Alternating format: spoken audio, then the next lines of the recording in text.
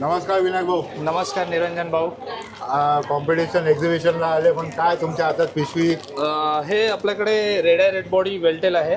Okay. इंडियामध्ये first breeding आहे आपली. First breeding. हा, वेल्टेल आहे. ओके. मी सोडतो आता. हां. आणि तर म्हणजे कितवी जनरेशन आहे? हे आपण क्रॉस करून कोळी आणि रेड जे आहेत ना, रेड आपला रेड आहे, Albino. रेड अल्बायनो. ओके तो कोळी वेल्टेलला हे करून क्रॉस करून ओके त्याला आपल्याला त्याच्यामध्ये वेल्टेल पीस मिळाले होते. ओके. आणि त्यांची आपण ब्रीड करून ही थर्ड जनरेशन आहे.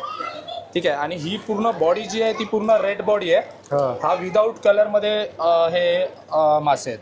हो. यांना कोणताही कलर फीड नाही आहे. आणि फर्स्ट ब्रीडिंग इन इंडिया आहे आपल्या इथे, म्हणजे फर्स्ट ब्रीडर मी आहे. क्या बात आहे, क्या बात आहे. मस्त आहे. विदाऊट कलर आहे, काही कोणताही कलर फीड नाही त्याला. आणि कलर जर आपण फीड करतो तर पूर्ण रेड होणार, तो पूर्ण बॉडी रेड होणार. 90% बॉडी पूर्ण रेड होणार. त्यांच्या पॅरेंट्सला म्हणजे काय कलर घालायचं? फुल बॉडी रेड आहे त्यांची. फुल बॉडी रेड. एकदम पूर्ण बॉडी रेड आहे त्यांची. फुल बॉडी. विनायक भाऊ कोणाला म्हणजे आता हे प्रोडक्शन चालू केलंय? आता जस्ट आता मी हे पीस पण आता सेलिंग साठी नाही आहे. ओके. हे पीस पण मी ठेवलेत. आता हे पण रेज करेन हां. आणि ह्याच्या पुढे अजून चांगली क्वालिटी डेव्हलप पण जर कोण आपले व्ह्यूवर आहे त्यांना जर कनेक्ट करायचं असेल तर तुमचा नंबर पण सांगा सर. माझा नंबर 8657823040 विनायक दळवी. ठीक आहे. थँक्यू विनायक भाऊ.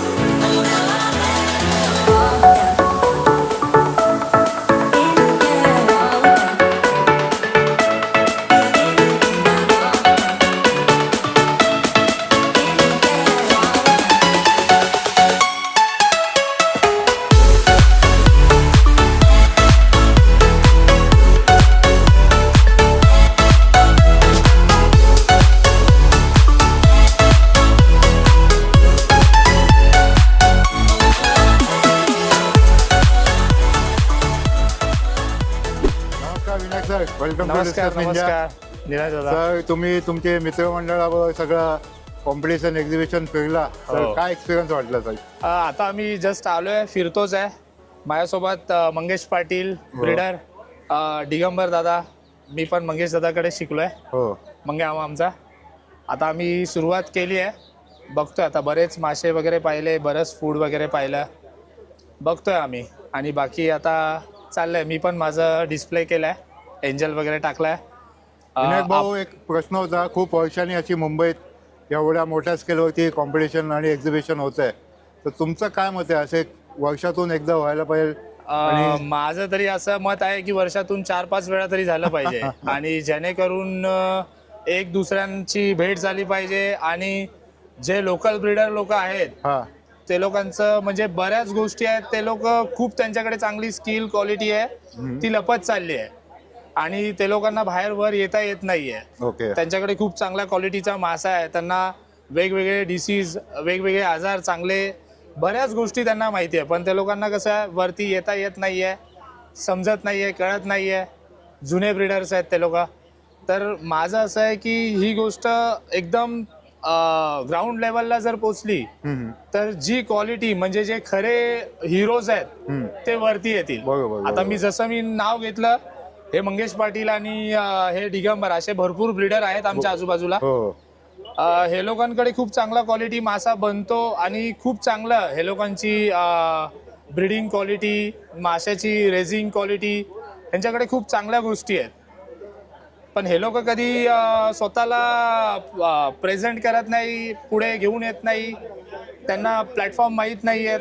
तर मला असं बोलायचं, माझं असं म्हणणं आहे की जर झालंच तर मग चांगली गोष्ट आहे. तर त्याला जेणेकरून ह्यांच्याजवळ काय क्वालिटी आहे हे पण आपल्या काही गोष्टी पुढे मांडतील आणि दाखवतील. की आता जसं मी दाखवलं अल्बर्ट अंकल, जसं मी माझ्याकडे पण एंजल आहे